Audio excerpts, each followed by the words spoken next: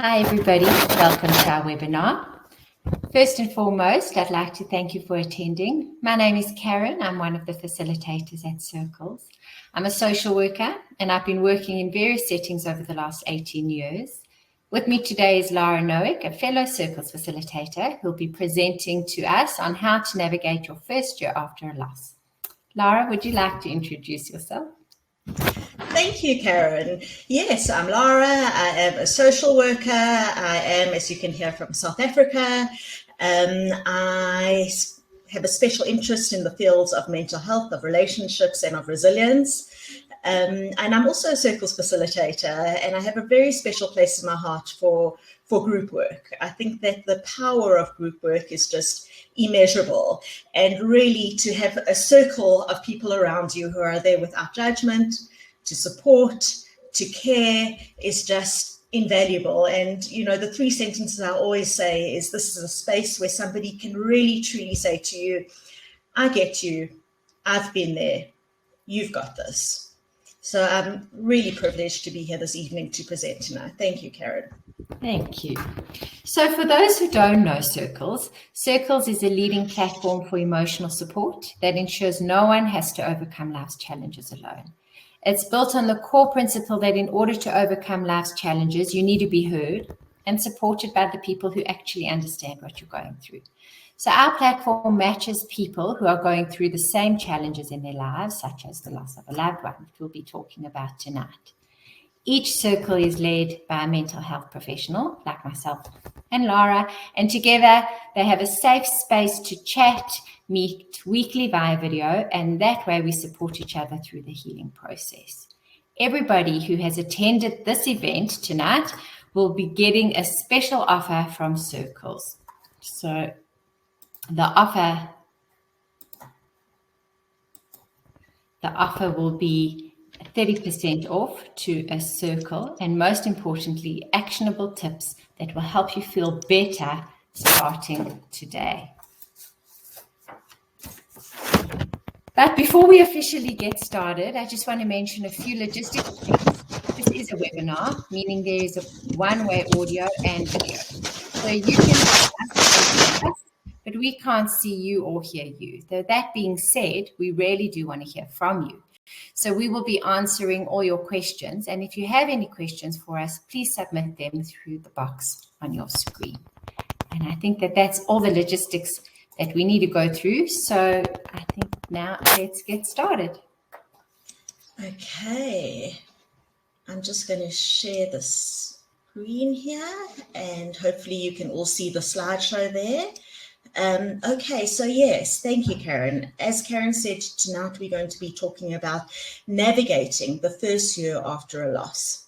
And before I start, I just wanted to say that I got the information in this presentation from many different sources, from Elizabeth Kubler-Ross, who I'm going to mention later on, from David Kessler, who is a grief therapist and expert in grief, who is just absolutely incredible, and I just absolutely love his work. And lastly, but certainly not least, from my group members, from people who have really been going through this themselves, who really, you know, I unabashedly asked them for tips and ideas of, you know, what they've been through and what they would like to share with someone else who's going through this, you know, how to navigate this first year. Okay, so I'd like to call this first slide the terrain, because that really is what I'm going to be offering here. Just a landscape, just an idea of what things could look like, not an idea of what they definitely will look like, because we know that every grief experience is completely unique. So what we're going to be looking at in the next hour or so, or maybe a little bit under that, is the idea of the first year, what that means. We're going to look at what to expect and to understand that we are holistic beings. So what do we expect on an emotional level? What we expect physically, cognitively, and spiritually. We are going to put more emphasis on the emotional level because there's just so much there, and so much of the journey looks there, but we don't want to forget the other parts of ourselves. And then hopefully we'll have time to look a little bit at the end at the road towards healing. Okay. So yeah, the first year, is this the worst?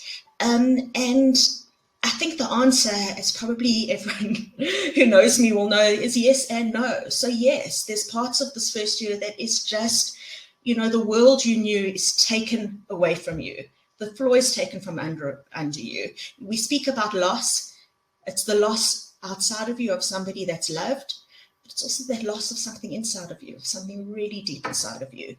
And that world you knew is just a completely different place. And it's this raw pain, this disbelief, the agony of reality, and there's very, very deep emotions. There's also all these new firsts to face. The first time you make a meal on your own, the first anniversary, the first birthday, the first holiday season, all these firsts to get through on your own, which we're also going to talk about a little bit more later. But I think also, on the other hand, to say that, yes, this is a really painful year, but there's no timeline when it comes to grief. There's no rights, there's no wrongs. People a few years down the line will still be feeling some of these feelings as well. So we don't look at timelines, but we're going to navigate a little bit about what to expect in this first part. Okay. So let's start with the emotional journey.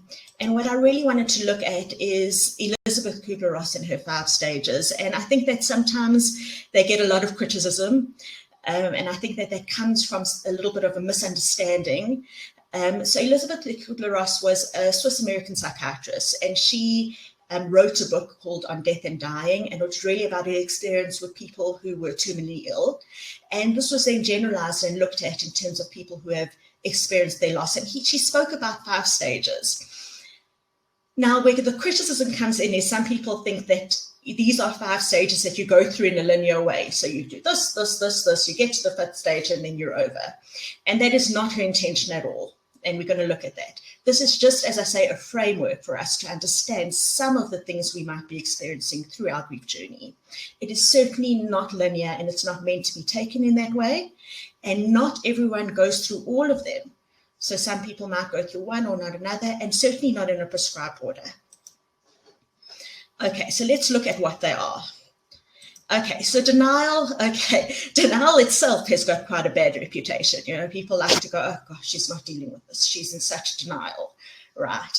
And actually, when we look deeper at what denial is, there's actually a psychological intelligence to denial, right? So what does denial look like? That's when people will say, oh, they'll carry on as if nothing's happened, or they'll say, I'm fine, it's fine, etc. What is really going on is that when we lose somebody, it's too much to process all at once. It's just too big. Denial allows us to slow it down, right? And to take little pieces when we're ready, right? When we're ready. So what I say to people is it's a really, really great short-term strategy. In terms of long-term, I'm not quite sure. Then we look at some of the other things we need to deal with. But it really helps us to get through just that, that first raw pain. It helps us to survive in the beginning. It gives us what we say here, a protective start. And then once it ends, then we can start the process of grieving and healing. Okay. The next one is anger. What does anger look like? Why me? It's not fair. This is just incomprehensible that this has happened. And we see that people will have anger towards ourselves, right? Was there something I could have done differently? Why didn't I stop this? Why didn't I do something differently? Why didn't I say something earlier? Towards the person who died, I told him to look after himself. I told her to go for those checks before. I told her not to drive after 8 p.m. Towards others, and others who don't understand, who go on with their lives and don't understand what I'm going through. And even if you're so inclined towards God, how could you have allowed this to happen? And what we say about anger is it's an emotional outlet without allowing us to become too vulnerable. So what I call, and you can Google it, it's the most wonderful image that you can see. It's called the anger iceberg. And what you see at the top, and if you picture an iceberg, right, you only see the little top sticking out, right? And that is the anger. That's the part that we allow to come out. But what is under, right? What is under the iceberg, which is the majority of the iceberg, is so much of the other emotions, the pain, the hurt, the disappointment, the loss. All of those emotions are underneath there. And the anger is, in a way, protecting us, in a way, allowing us to, feel some emotion without being vulnerable.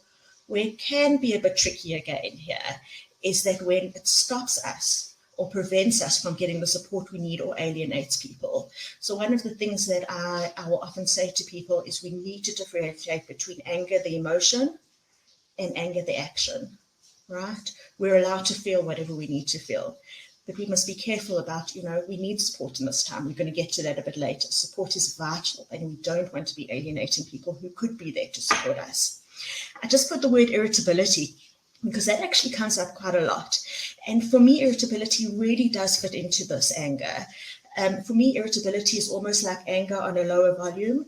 So if you picture anger on the volume, so you turn the volume a little bit lower, and it's that irritability or that snappiness that you get, a little bit higher anger, a little bit higher rage. So that's all in the same thing. You might notice just, you don't have the patience or tolerance that you used to have.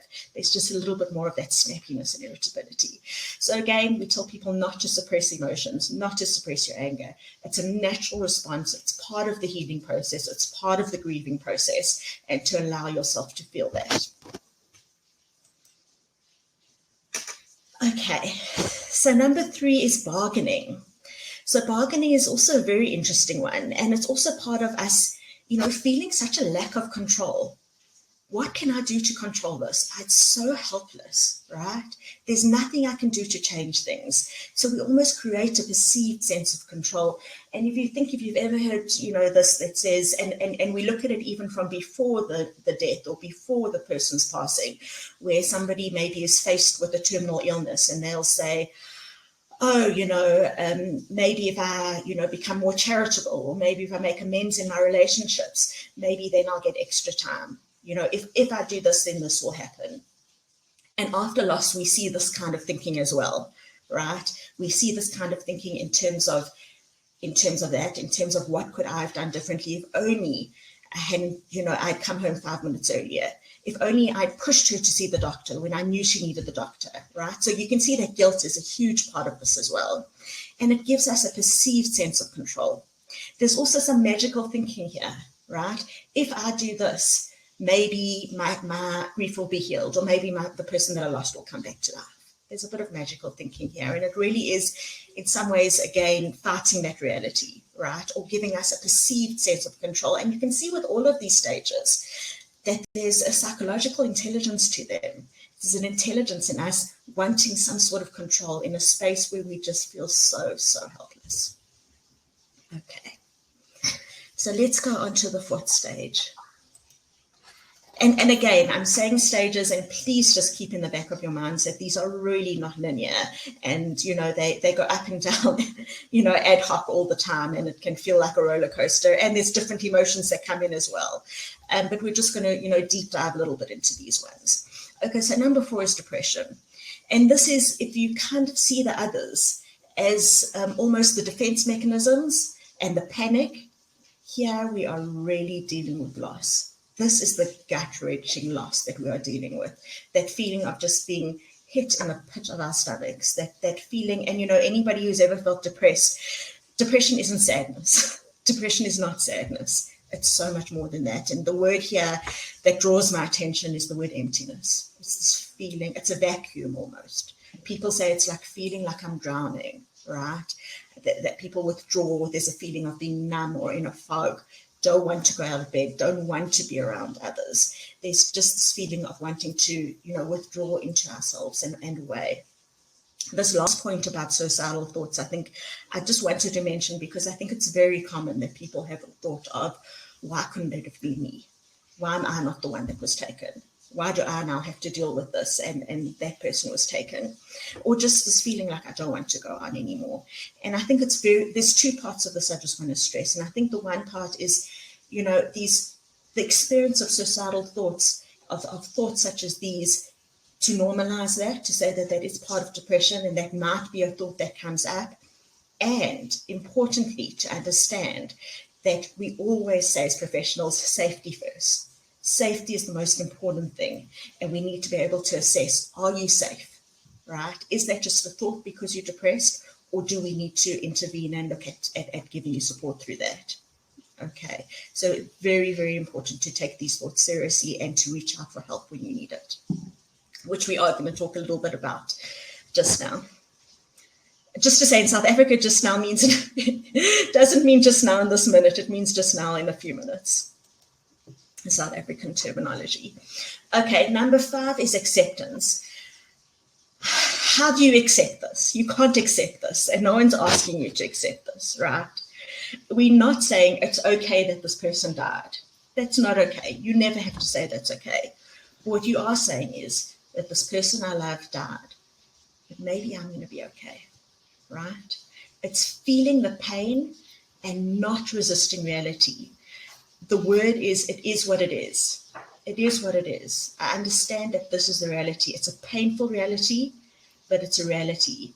And you find that in this stage, our emotions might begin to stabilize a little bit. It's not saying that we're not going to feel the pain, right?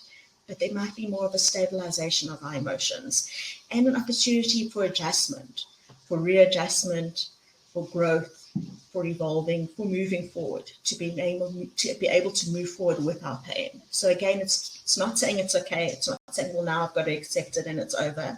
Not at all, right? It's saying that I'm not going to resist reality. I understand that this has happened, right?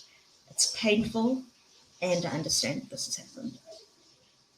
Okay, and those are really the 5 stages. What I'd like to say here is just, I saw this quote that I really wanted to share with you. It says, when you experience loss, people say you'll move through the 5 stages of grief.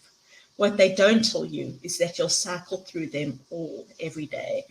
And often in the group, we talk about a roller coaster, just a roller coaster of emotions. And as we say, it can be every day.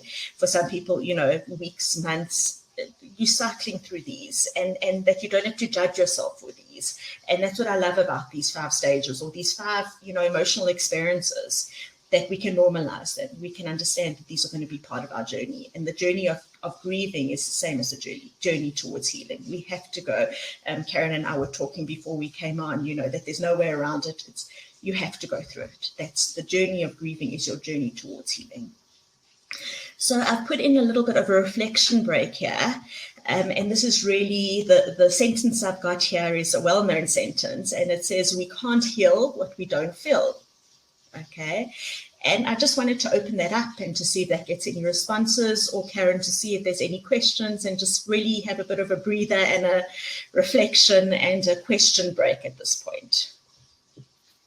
Thanks, Lara. Please, if you do have any questions, please post them in the chat, and we will try and get to them, and each and every one of them, if we have time to.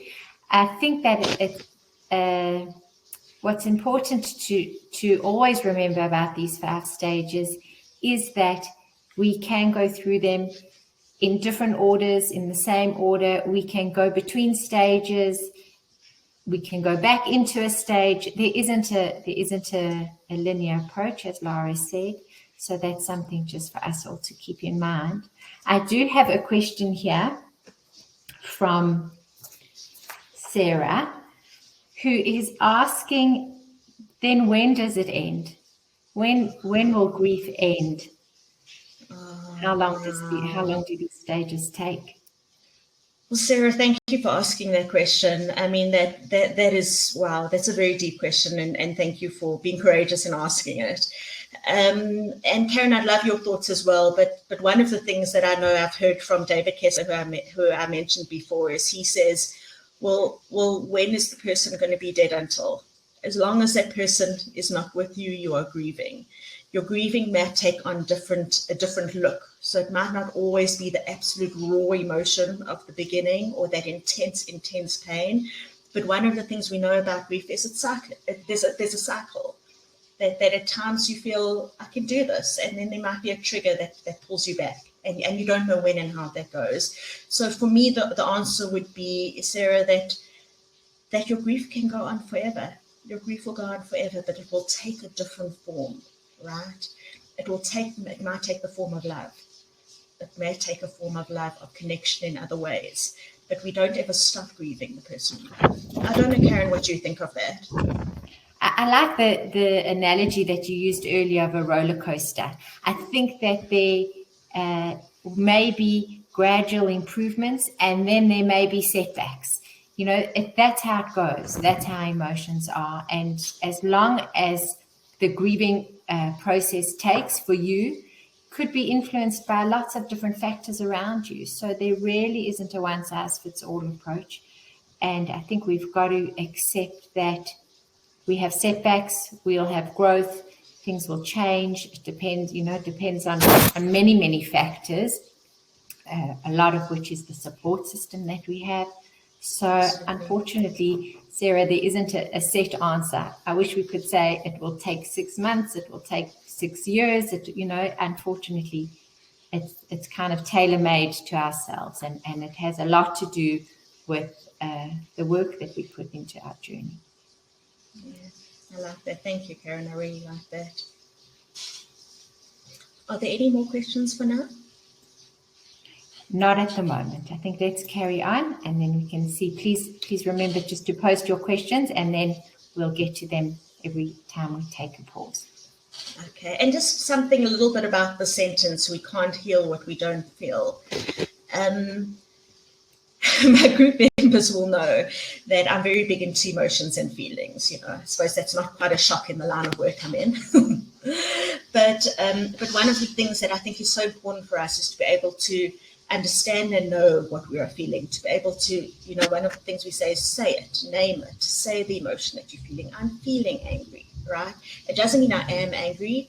It means I'm feeling angry. This is an experience I'm having, right? And we don't have to judge ourselves for that. We can just allow ourselves to be with the anger. What I say is you can say, hello, anger. You can give it a cup of tea and you can move through your day together with him, right? But to acknowledge those feelings and to have a space where you feel comfortable and supported enough to do so without judgment. Okay, so that's really the emotional journey. What I wanted to look at a little bit more now is the physiological journey. Okay. So I think to say because, and you can see with the emotional journey, is that it's so real, it's so raw. There is just, it's a roller coaster. It is a roller coaster all day, every day. And we sometimes tend to neglect our physiological selves, our physical selves. And I always say that we need to be aware of the mind-body connection, and it actually works both ways, right? So firstly, when we are feeling vulnerable, or we are in what I call emotion mind, we are vulnerable, right? We are going through all those emotions. It does have an effect on our physical body. It just does, right? Our immune systems are lower, we're not taking care of ourselves, we're not sleeping well, and it has an effect on our physical body. And the other way around, when we don't take care of our physical body, when we're feeling tired, when we're not nurturing ourselves, when we're not eating right, when we're not exercising, we are far more vulnerable to our more intense emotions, right? You've ever heard the term hangry, right? When you're so hungry that you're angry. So there's really a link between the two, and we need to be aware, of what's going on in our body. And some of the things to look at, and you'll notice that a lot of these are some of the symptoms that are similar to what we see in depression. It's decreased appetite, right? So I'll often say to a client, what have you eaten today, right? Because I know that if I'd seen you now and I'd eaten what you'd eaten, I would feel terrible.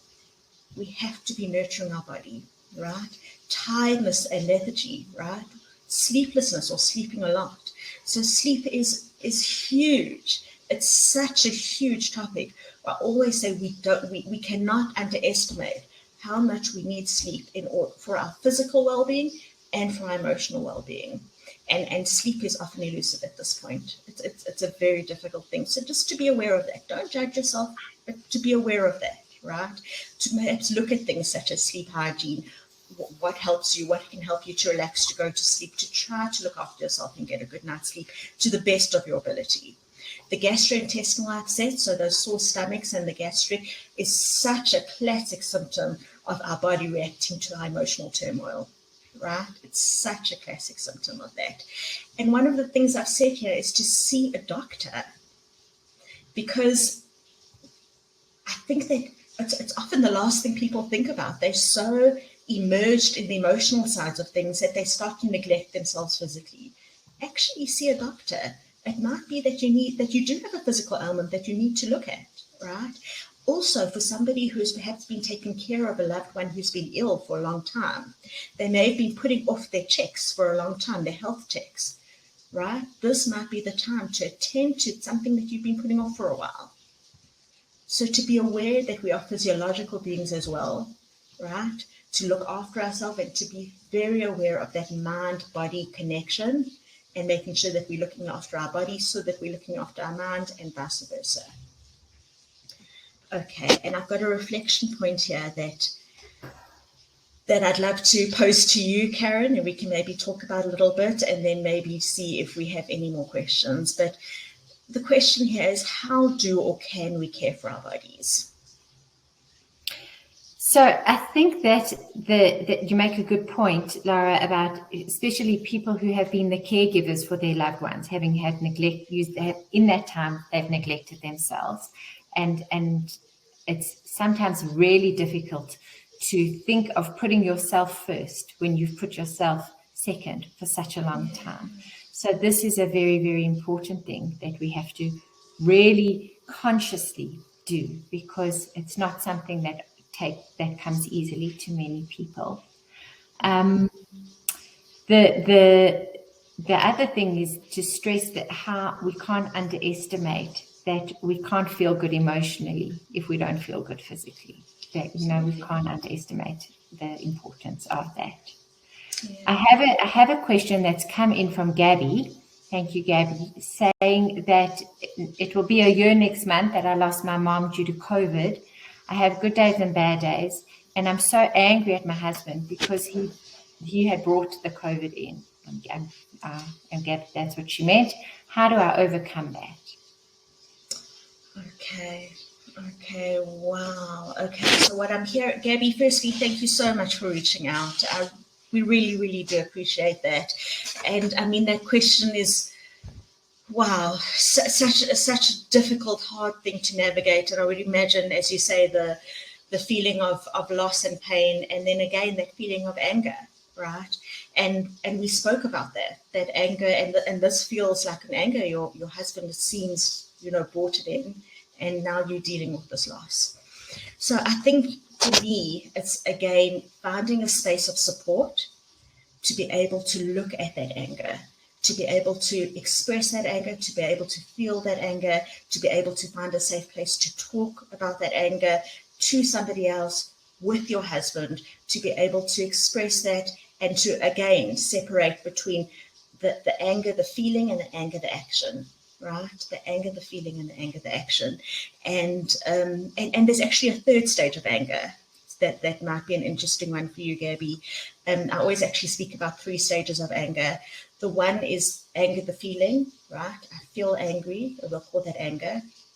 There's anger, the action. You know all about my anger because I'm lashing out. We'll call that rage. And there's actually a third one. How long am I going to keep that anger eating me up for? And that we call resentment, right? How long is that anger going to stay with me, right? And that's often the anger that we have to work through. We have to work through that in safe places. We've got to work through that in places that allow us to heal. Karen, I'm not sure if there's anything you'd like to add to that.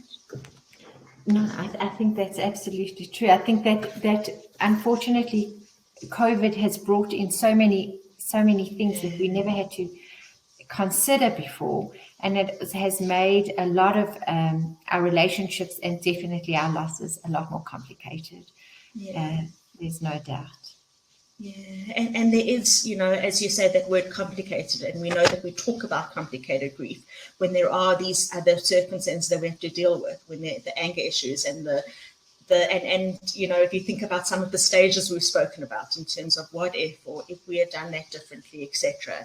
So these are parts of the stage, parts of the grieving, allowing us to feel in a safe place to talk and work through those very, very painful and difficult emotions. Absolutely. I think let's carry on for now, and then we'll stop again for some more questions. Okay, great. Okay, thanks, Karen.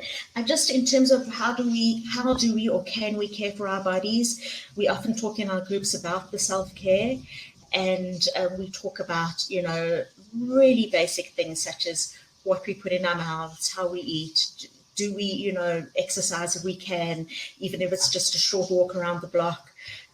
Looking at our sleep, looking at, very basic things such as too much coffee, so really looking at, and sometimes, not sometimes, always, it's those small things that count. Those small little changes can make a huge difference. Okay. Thank you, Karen. Okay, so let's look now at the cognitive journey. Okay, so what happens to our mind? Oh, a lot, yeah. Okay, so people will describe just forgetfulness, just feeling like, that feeling of you walk into a room and you're like, what was I doing here? What was I supposed to do? I knew there was something I had to do, but I don't know what I had to do. Just really inability to concentrate or to think clearly. And if you think about it, from the perspective that here is our mind that has literally gone through this trauma of understanding a loss, right? And we said that it's not a loss outside of ourselves only, it's a loss inside of ourselves as well. Our mind is frantically trying to process this, trying to find a place to put this, right?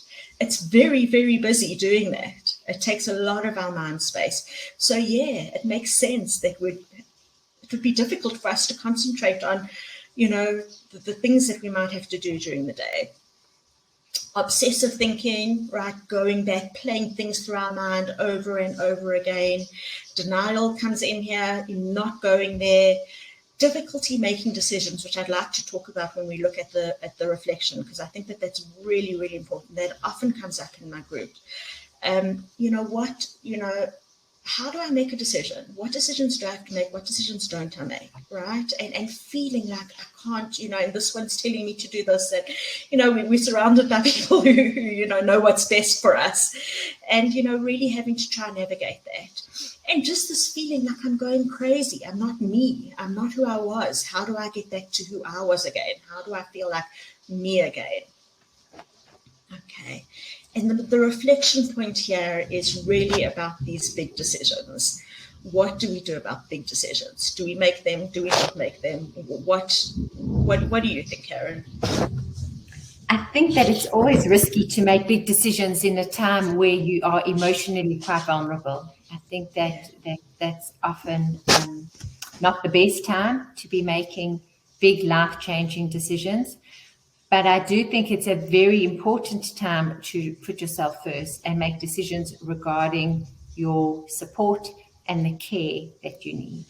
Those are the decisions that I feel like we need to focus on in this time, around choosing what I can do to help myself, what I can do to put support structures in that when I feel like I'm not managing and I'm overwhelmed, who's around me that can help. Yeah, I love that.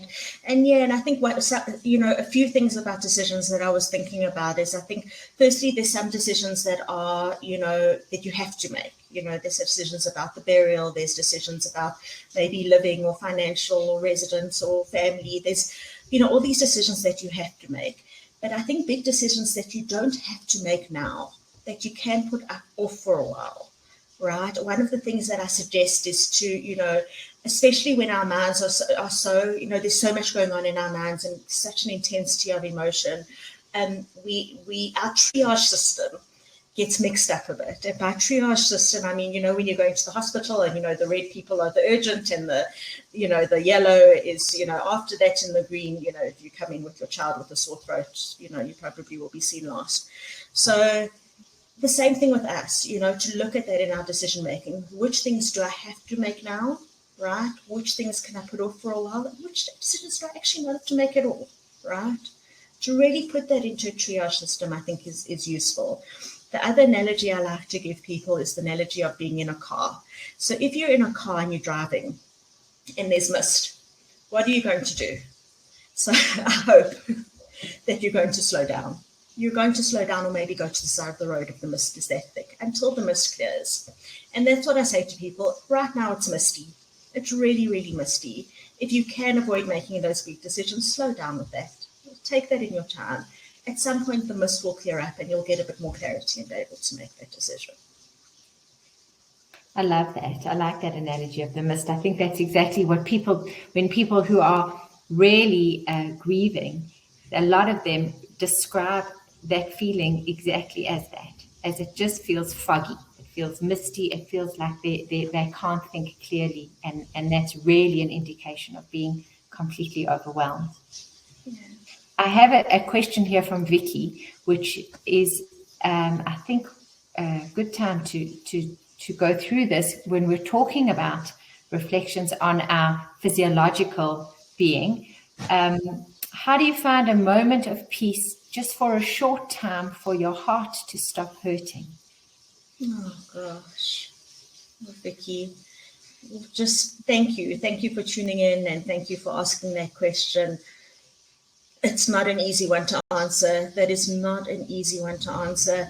And one of the things that I've seen that this has to be part of your journey and done in the right time, in the right way, right? And to be able to gift yourself that moment, because sometimes it can feel really guilty to have a moment where you're not, where you have reprieve from that hurt.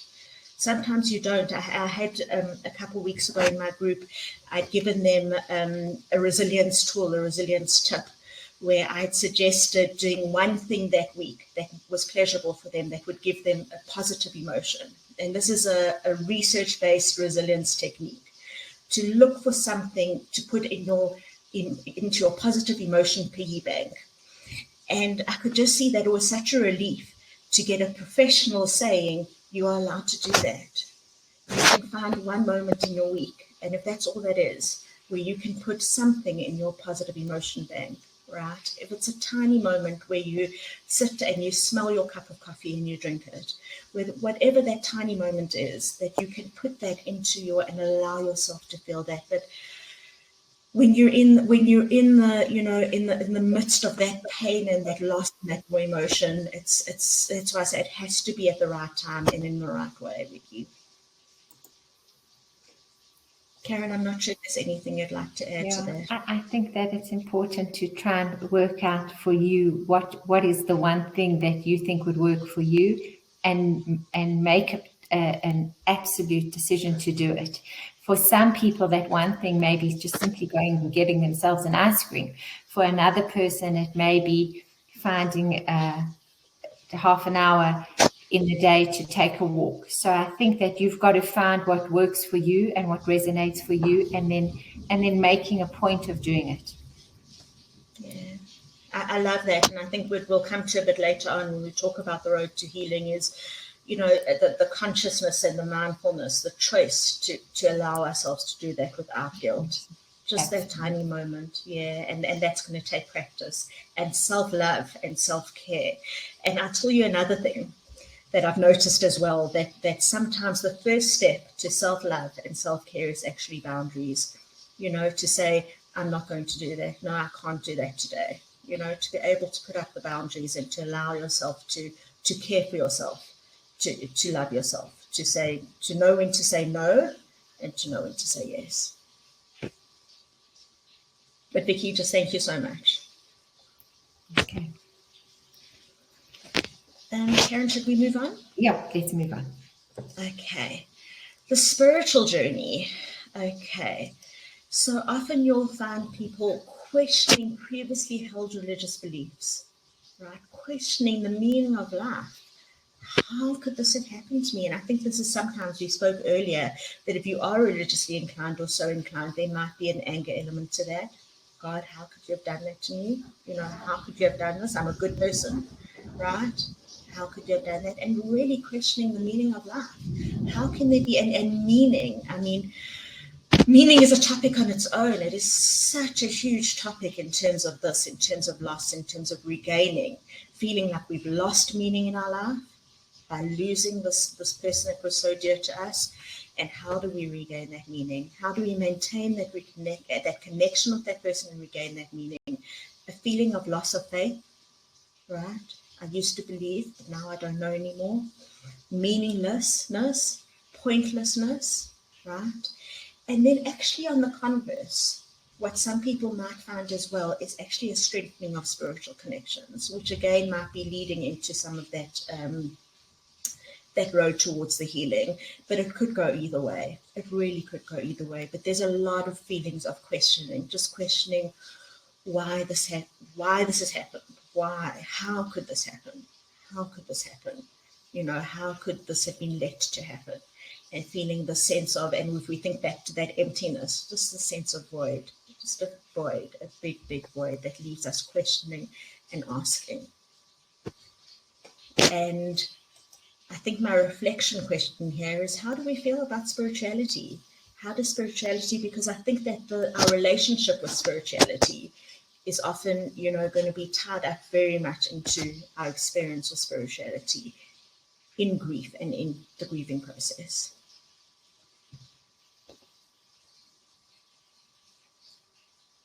Karen, I'm not sure if there's anything you'd like to reflect on that, or if there's any questions at this stage. I think it's important that we realize that at some point of our grieving process, we are faced with a question around spirituality, whether it be around the type of burial that the person maybe chose for themselves, or maybe we are left to choose for the person. And a lot of that involves decision making, and our own personal feelings around spirituality most definitely influence that. And it's often a topic or a subject that we don't really, if you're not particularly religious, it's maybe something you haven't really considered or thought about. And it definitely is something that some people struggle with when they're faced with these kind of questions. Yeah. A lot of the time, grief triggers these kind of questions, maybe Absolutely. that questions that we haven't even thought of ourselves before. Absolutely. Yeah. Are there any questions at the moment? I think let's move on, and then we'll maybe take some do questions at afterwards. the end. Okay, absolutely. Okay, so let's look a little bit now at the pathway to healing. Okay. So, because we've actually called this talk Navigating the First Year After Loss, and one of the topics that we considered was actually surviving the first year after loss. And I think that what's so important here is this word survive, or survivable, right? That this is going to be painful, but this is survivable, right? We always say you don't know how strong you are until you know how strong you are. It's painful and it's survivable. Self-care we've spoken about, and just as the grieving process is going to affect us on all of those levels, right? The emotional, the physical, the cognitive, the spiritual, so too do we need to look at self-care. How do we care for ourselves emotionally, right? How do we allow ourselves spaces to heal emotionally? How do we not judge ourselves for our emotions? How do we surround ourselves with people that are there to support us? How do we reach out for help? How do we reach out for support? The physical we've discussed. How do we nurture our bodies? How do we care for ourselves? Those basic, eating right, all of that we've discussed. How do we look after ourselves cognitively? How do we also, maybe if I understand that I'm forgetful, I don't have to judge myself for that, but I could perhaps write lists, right? I'm a big believer in lists. What practical things can we do to help ourselves without judgment? To understand my mind is busy processing something so deep, right? And I need to just help it along the way. And we spoke a bit about the decision making. How do we care for ourselves spiritually, right? Maybe there are questions that we have. Maybe there is a religious or a spiritual healer or leader that we could go to discuss this. Maybe just being in nature. People describe nature as very, very healing. Planting trees, honoring, things that really nurture the spiritual side of ourselves. I think conserving energy is a big one. We are going through a lot. We are going through a lot in this year. There is a lot happening. It's taking up a lot of energy, and you'll often speak to people and they'll just say, I am exhausted. They'll just say, I am so exhausted. I'm exhausted physically. I'm exhausted emotionally. I'm exhausted spiritually. I'm just so tired. Conserve your energy. Again, thinking about that triage system. Do what you need to do, right? You don't need to do everything. Do what you need to do. Be kind to yourself. Conserve your energy. Time is a big thing, and that's why I love the picture of this one step at a time, right? One step at a time. I think that we can sometimes be harsh on ourselves, and I think that people can be harsh on us as well, right? I always say we're not on our own timeline, right? And we discussed that earlier this evening, Karen, that we've got to allow ourselves the time, whatever that takes, whether it's longer than we thought, whether it's shorter than we thought, whether we have times where we feel better and times where we feel worse, to allow ourselves that, to give ourselves time, The things people say, ... Oh gosh, could we write a book on this? This comes up a lot, and I'm sure, Karen, for you as well in groups, and David Kessler calls it, we live in a grief illiterate society. And people say, how do I say it nicely? People don't always say the smartest things, and it can be very hurtful and very hard for us. Okay, so people will say things like, haven't you started dating yet? Or, it's been a year, or, don't you think it's time to move on? Or, just really, really, really insensitive things. And I think that one of the things we've learned in our group and with clients is really to understand that they don't know, they don't understand. And I think that leads us to how important it is to surround ourselves with people who get it, with people who really, really get it, right? I don't know if it's too much to say to be compassionate to the people who don't get it, right? Because the truth is that grief happens to all of us at some point. We cannot avoid it. The only way to avoid grief is to avoid love. If you love, then you'll grieve, right? It's part of life. It's part of where we'll go in life. So I think to just be aware of the things that people say, try not to take them too much to heart. Try to understand that. And also, and I've put this in bold because for me this is the most important part of this journey, is to accept help and to find support. Really to understand. And that came up so much when I spoke to my group and I said, what do I tell people? And they said, they can't do this alone. You need to surround yourself with help, right? Surround yourself with support. And I think that Circles is such a beautiful example of that, to be able to find a supportive group of people who have been through this, people who, as I said before, can say, I've been there, I've got you, you've got this, right? And no one can say that to you unless they've, every journey is unique, but unless they've gone through a similar tough journey to you. And the last thing is to be true to yourself. One of the things we talk about when we talk about trauma or grief is we talk about post-traumatic growth, right? And one of the things that you notice that when people come out of this, or when people are going through this, you realize what matters and what doesn't matter, right? There's a perspective that you have. They say you climb the mountain of grief, and at the top, what you find is perspective, right? What is important and what's just not so important, right? And to be able to be true to yourself with that, to be able to be honest and true to yourself. This is what's important to me. This actually isn't that important to me anymore. And these are just some of the things that came to mind in terms of the road to healing. I don't know if there's any questions before we go. We should go straight onto this navigating first. There are some questions, Laura, but I think let's go into the navigating first, because I think the questions are going to cover both. Oh, we'll be by this. Okay, good. Okay, thank you. Okay. So as we said, this first year, there are so many firsts, right? It's the first anniversary, it's the first birthday, it's the first, time you have to go to, a function on your own, or to a wedding on your own, or, you get the invitation and it says 4-1, or, the first holiday season on your own, your first Easter, your first Thanksgiving. There are so many first that you have to navigate, and these can feel and be really scary and really daunting and very emotive. And one of the things that I think is helpful to think about, and that I will often tell my group members, is to mindfully plan, right? So to think to yourself, how I know this is coming, right? So we will always know it's coming, because this will be, this impending date. I know this date is coming, right? How do I want to honor this date? How do I want to do it? Do I want to be on my own? Do I want to be with other people? Some people prefer to have that time on their own, and some people want to be with people. Some people need the connection. Is there a way I'm going to honor that person, right? maybe I lost my wife and I always used to buy her flowers on our anniversary. So maybe I will still buy flowers and I'll put it in her room and I'll think of her as I look at the flowers. Is there a way I can honor? I know that some of the things I've seen that people do that is so amazing is go to a restaurant that we used to go to together, or go to the gravesite and have a picnic there, right? There are so many ways to look at that, and to look at, again, do I want to go out, or maybe I want to do this at home, right? Again, there are no rights or wrongs, but I think that there's something helpful in planning, in mindfully planning. And something that came up actually the other day in one of my groups was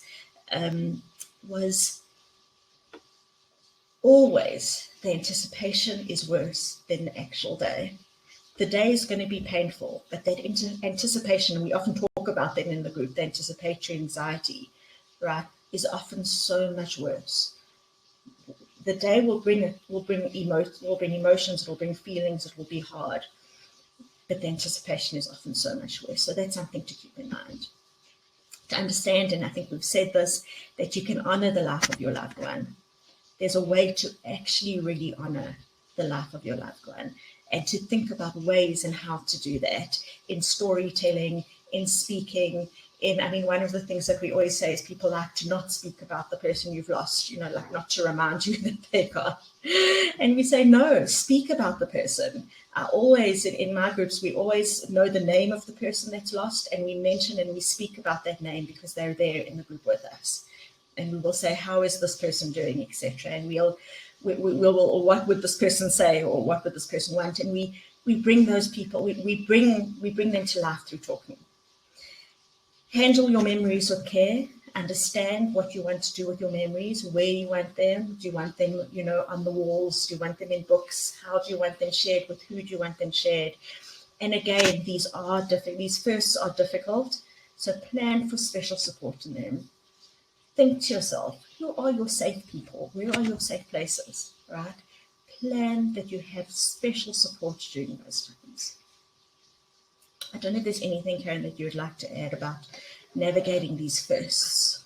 I think that the most important thing for me is really tailor making it to yourself, that you need to work out. Do I need to be with people? Would I prefer not to be with people? And then you plan accordingly. I think that it's very important. These days can be quite difficult. There are definitely triggers that may bring up a lot of emotions. So I think that first and foremost, you need to think what's good for me. How am I going to handle this day? And then plan according to that more than anything else. Yeah. Okay, we're really coming to the end of the presentation, so we'll just maybe end off, and then, if there is one or two questions left over. But I really wanted to end off with back to our friend Elizabeth Kubler-Ross. And I just absolutely love this quote, and I want to share it with all of you. And what she says here is, and maybe this is even an answer to the question that was asked in the beginning, what is the timeline? How long will we grieve for? And she says here, the reality is that you will grieve forever. You will not get over the loss of a loved one. You will learn to live with it. You will heal, and you will rebuild yourself around the loss that you have suffered. You will be whole again, but you will never be the same. Nor should you be the same, nor would you want to. And I just thought that was such a beautiful, words and way to end off. And just one quick last concept that I heard from actually another therapist who works in this area a lot, and she speaks about the donut and the hole in the donut. And she says, that hole in the donut is always there. But at some point, we begin to notice that there's also pastry, and there might be icing, and there's stuff. The hole is still there, but at some point, we learn to be whole again, not to focus on the HOLE, but on the WHOLE. And that is our presentation. Thank you. Thank you, Lara. I found that analogy always so helpful. And it's important for us to realize that we don't have to get over it. We never get over it. I think that the journey of grief allows us to to live with it, to live alongside it, but we act to find those moments where we can feel joy again and we can feel happy again. And it won't mean that we have forgotten in any way, but rather that we can live alongside our grief instead of getting over it. And there have been a few questions really around the same theme. So the most important and the most common kind of questions that we are getting is being around the fact that people around us are telling me to move on. People around us are telling me to get over it, and I don't want to. Yeah. Oh gosh, we get that a lot, and that's why I say it's the things that people say, and that we live in this grief illiterate society, and people, and people want us to get over it because it'll make them feel better, right? And that's why I say be true to yourself. Try not to let that get to you. Not to feel their judgment or internalize that anyway. Understand that it's coming from their misunderstanding. Right? It's coming from their misunderstanding. You don't have to internalize that. You don't have to own that, right? And to try again, the converse is to surround yourself with people who, can be there for you, for people who really do get it, who people can say, I get it, I've been there, you've got this. Those are the people that we want to surround ourselves with as well. Thank you. Unfortunately, that is all the time we have for today. I want to take a moment to thank you, Lara, for being here with us and for sharing your wisdom. We also want to thank all of you for attending and participating. And I hope that you're leaving today feeling better, having taken the first step to your healing journey. And now that you've taken that first step to an amazing second step would be to join circles. You'll have a group of people who not only know exactly what you're going through, but who are going to support you every step of the way. And with that being said, we do have a special offer for you using the Support 30 code. I'm going to put it up, should be on your screen now. You will have a 30% discount to Circles for 3 months using this code, and you will receive an email shortly with all the details of how to join, so that you can really learn the tools and gain the support that you will no longer have to navigate this first year alone. Thank you, everybody, for joining, and we hope that you enjoy the rest of your day.